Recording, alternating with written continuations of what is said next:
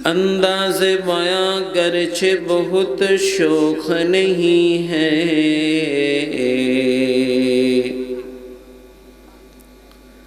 अंदाज़े बयां गर्चे बहुत शौक नहीं है, शायद कि उतर जाए तेरे दिल में मेरी बात, शायद कि उतर जाए तेरे दिल में मेरी बात। या वसात अफलाक में तकबीर मुसलसल,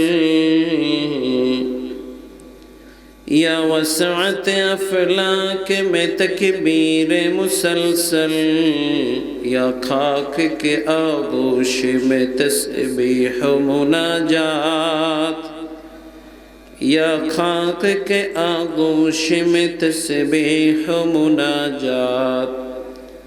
वो मज़हब मर्दान खुदा गाहे खुदा मस्त, वो मज़हब मर्दान खुदा गाहे खुदा मस्त, ये मज़हब मुल्ला व जमादात व नबातात, ये मज़हब मुल्ला व जमादात व नबातात। ला इलाहा इल्लल्लाह, ला इलाहा इल्लल्लाह, ला इलाहा इल्लल्लाह, ला इलाहा इल्लल्लाह, ला इलाहा इल्लल्लाह।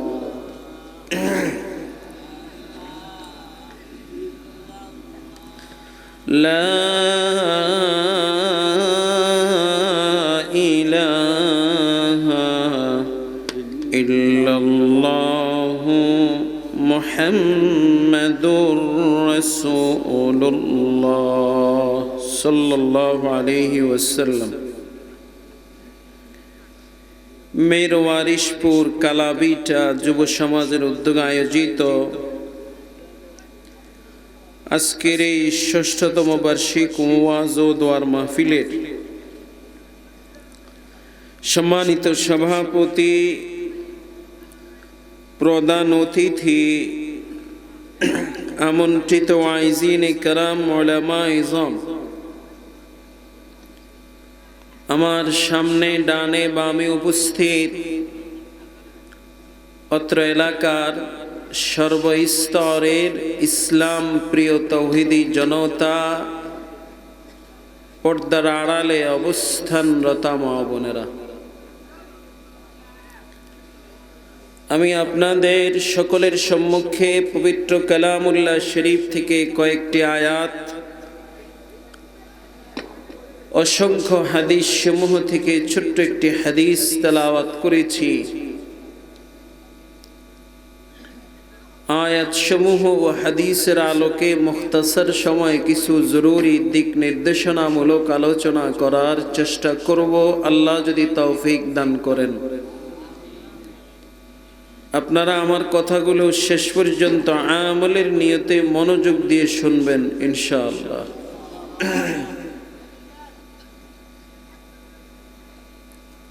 আমাদের রব আল্লাহ, তার সত্তাগত একটা নাম আছে, গুণবাচক কিছু নাম আছে। আমাদের রবের সত্তাগত নাম হলো আল্লাহ, এটা ওনার মূল নাম। আর প্রসিদ্ধ ৯৯টা গুণবাচক নাম আছে, যেগুলি তার মূল নাম নয়, গুণবাচক নাম। এর মধ্যে একটা নাম হলো আর রহমান। রহমান আল্লাহর নাম। রহমান অর্থ হলো যিনি পাইকারি হারে দয়া করেন। যারা তাকে মানে তাদের উপরও তিনি দয়া করেন, যারা মানে না তাদের উপরও দয়া করেন।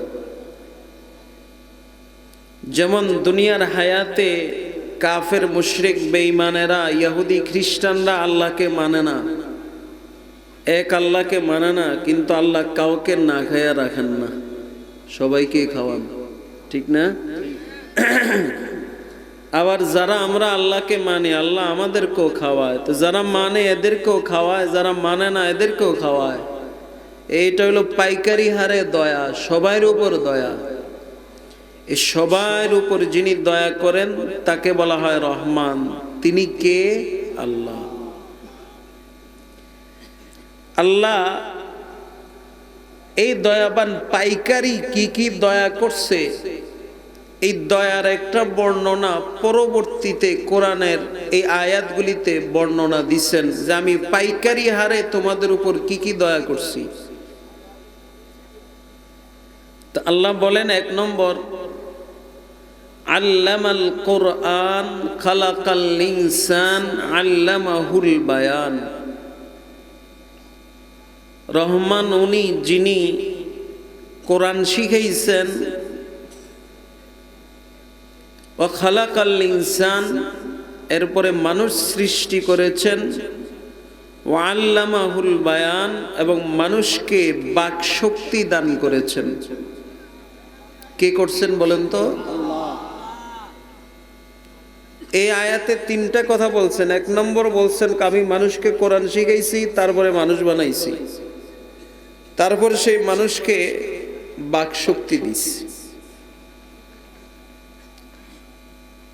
আল্লাহ এখানে মানুষ সৃষ্টির আগে কোরআন শিক্ষার কথা বলছেন। আপনাদের কাছে একটা প্রশ্ন করি, বুঝে থাকলে জবাব দিবেন। মানুষের সৃষ্টি আগে না শিক্ষা আগে? কি আগে? সৃষ্টি আগে, তারপরে না শিক্ষা? নাকি না জন্মের আগে কেউ শিখতে পারেনি বলেন তো? জন্মের পরে না শিখে? কিন্তু আল্লাহ এখানে উল্টা কয়, আগে শিখাইছি পরে মানুষ বানাইছি। উল্টা হয়ে গেল না ভাই? আল্লাহ এখানে কি বলতে চান? মুফাসসিরিনে কেরাম লেখেন যে মানুষ 2 ধরনের, একটা হলো জন্মগত মানুষ আর একটা হলো গুণগত মানুষ। জন্মগত মানুষকে, জন্মসূত্রে যে মানুষ তারে বলে জন্মগত মানুষ। যেমন আমিও জন্মসূত্রে বাঘ হই নাই, মানুষ হইছি, আমি জন্মগত মানুষ। আপনি জন্মগতভাবে আপনি বাল্লুক হন নাই, আপনি মানুষ হইছেন, আপনি জন্মগত মানুষ। কথা বুঝছেন? আরেকটা হলো গুণবাচক, গুণগত মানুষ। সেটা কি? জন্মের পরে মানুষ শিক্ষা দীক্ষা গ্রহণ করে যে গুণ অর্জন করে, ওই গুণওয়ালা মানুষকে বলা হয় গুণগত মানুষ। যেমন আপনি ডক্টরেট ডিগ্রি অর্জন করছেন, এখন আপনার নাম ডক্টর। নাম কি বলেন তো? এই ডক্টরটা আপনার গুণ, আপনি হলেন ডক্টর গুণের মানুষ। আপনি ইঞ্জিনিয়ার হয়েছেন, এখন আপনাকে ইঞ্জিনিয়ার বলে, তাহলে আপনি কেমন মানুষ? ইঞ্জিনিয়ার মানুষ। তাহলে ইঞ্জিনিয়ার আপনার জীবনে আসার পর আপনি ইঞ্জিনিয়ার গুণটা আপনি ধারণ করেছেন। এই ডক্টর, ইঞ্জিনিয়ার, বিজ্ঞানী, এই যতগুলি গুণ আছে, গুণ যারা অর্জন করে তাদেরকে বলা হয় গুণগত মানুষ। তাহলে জন্মগত মানুষ আগে না গুণগত মানুষ আগে? গুণগত মানুষ আগে না পরে? পরে। তাহলে 2টার পার্থক্য বুঝতে পারছেন তো? যে জন্মগত মানুষ আগে, গুণগত মানুষ হলো পরে। আল্লাহ কি বলেন? আল্লাহ বলেন আল্লামাল কোরআন। ও দুনিয়ার মানুষ, তোমরা সবাই জন্মগত মানুষ ছিলা, কিন্তু কেউ গুণগত মানুষ হইতে পারো নাই। আমি আল্লাহ কোরআন শিখাইয়া তোমাদেরকে গুণগত মানুষ বানাইছি। কি শিখাইয়া? দেখেন পৃথিবীতে শিক্ষা ব্যবস্থা 2টা, একটা হলো দুনিয়াবি জেনারেল শিক্ষা আর একটা হলো কোরআনী শিক্ষা। কোরআনী শিক্ষা আজকে থেকে 1450 বছর আগে শুরু হইছে, আর জেনারেল শিক্ষা কবে শুরু হইল? আওয়াজ দেন না কা কি নাই এনে কেউ জেনারেল শিক্ষার মানুষ? জেনারেল শিক্ষার সর্বোচ্চ বয়স 100 থেকে 150 বছর। 100 থেকে, এর আগে কোন শিক্ষা ছিল? কোরআনের শিক্ষা। কি শিক্ষা বলেন? কোরআনের শিক্ষা। আল্লাহ বলতে চান যে পৃথিবীতে কেউ যদি গুণগত মানুষ হয়, কেউ যদি গুণওয়ালা মানুষ হয়, তাহলে সেটা হলো কোরআনেই তাকে গুণওয়ালা মানুষ বানায়। দুনিয়ার কোন শিক্ষা মানুষকে প্রকৃত গুণওয়ালা মানুষ বানাইতে পারে না, বরং দুনিয়ার শিক্ষা বর্তমানে মানুষকে অমানুষ বানায়, গুণগত মানুষ বানায় না। একমাত্র কোরআনের শিক্ষাই মানুষকে গুণগত মানুষ বানায়। প্রমাণ নেন, মনোযোগ দিয়ে শুনেন।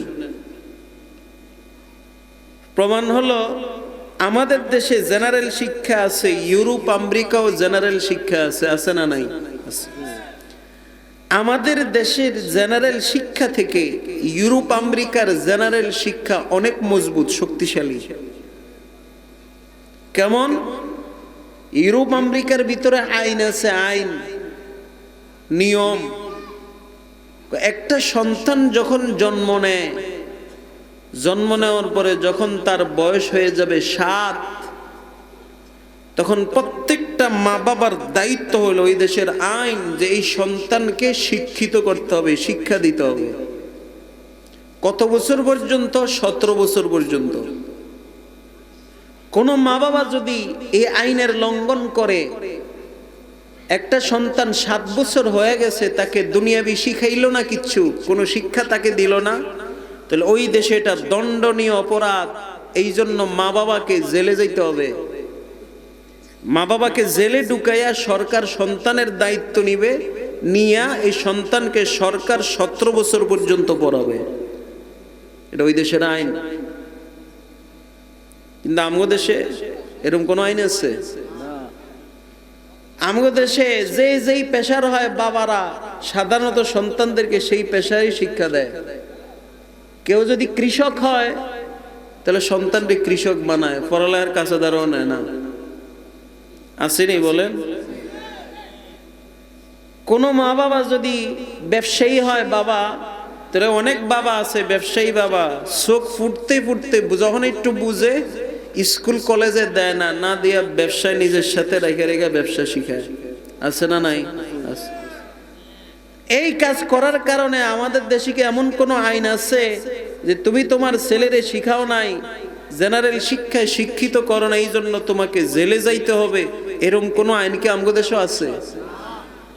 তাহলে বোঝা গেল আমাদের দেশের চাইতে ইউরোপ আমেরিকার দেশের শিক্ষা ব্যবস্থা অনেক মজবুত। এটা পারছি আপনাদেরকে বুঝাইতে। কিন্তু দেখেন, এত মজবুত শিক্ষা ব্যবস্থা, সন্তানদেরকে কেউ মূর্খ নাই, সব শিক্ষিত। একজনও মূর্খ পাবেন না ওই দেশে, সব শিক্ষিত। কিন্তু তালাশ করে দেখলে একজন মানুষও পাইবেন না, একজন গুণগত মানুষও পাইবেন না। শিক্ষা আছে কিন্তু গুণগত মানুষ নাই। কেন নাই? ওই যেই শিক্ষায় শিক্ষিত হয়েছে সে, ওই শিক্ষা তাকে অমানুষ বানায় দিছে, তাকে মানুষ বানায় নাই। প্রমাণ হলো ওই দেশের শিক্ষা ব্যবস্থা কারিকুলামের ভিতরে একটা বিষয় আছে যেটা শিক্ষা গ্রহণ করা প্রত্যেকটা নাগরিক যারা শিক্ষিত হবে প্রত্যেকের জন্য বাধ্যতামূলক। কি শিক্ষা? সেই শিক্ষাটা হলো ট্রান্সজেন্ডারের শিক্ষা। কিসের শিক্ষা বলেন? কি এটা? এটা বুঝেন। ট্রান্সজেন্ডার কি? এটা দুইটা ইংলিশ শব্দ মিলা একটা বাক্য হয়েছে, ছোট একটা বাক্য। ট্রান্স একটা শব্দ, জেন্ডার আরেকটা শব্দ। ট্রান্স মানে পরিবর্তন, জেন্ডার মানে লিঙ্গ। জেন্ডার মানে কি?